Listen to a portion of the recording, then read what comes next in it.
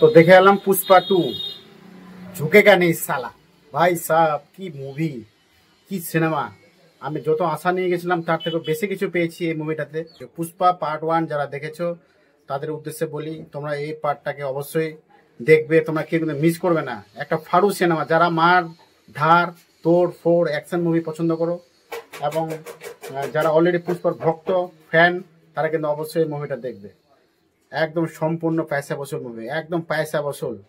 খুব সুন্দর movie, emotion, action, thriller, drama, কি নেই ভাই এই মুভিটাতে, কি নেই, সবকিছু একদম ভরা, সবকিছুই ভরপুর। খুব সুন্দর একটা মুভি, আমার তো দারুণ লেগেছে, অসম লেগেছে, একদম ফাটাফাটি।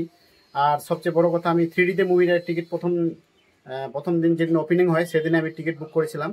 তো তারপরে খবর হলো যে 3Dতে মুভিটা এখনো প্রিপারেশন সম্পূর্ণ হয়নি, সেই জন্য 3Dতে ক্যান্সেল করে 2Dতেও ওরা দেখালো। কিন্তু 2Dতেও দেখে যা মজা পেলাম, একদম স্পিচলেস, খুবই সুন্দর।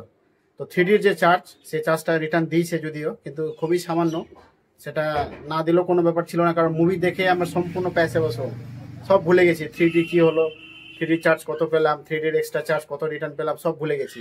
একদম মুভি দেখে মনোমুগ্ধ, খুব সুন্দর একটা মুভি হয়েছে। তোমরা যাও থিয়েটারে দেখো, মোবাইলে টিভিতে কম্পিউটারে দেখে কিন্তু মজা পাবে না, কারণ এই মুভি একমাত্র থিয়েটারে তোমরা মজা পাবে দেখার। অসম ছবি, অসম বলে বোঝানো খুব মুশকিল। চলো ঠিক আছে, দেখে আসো তোমরা মুভি।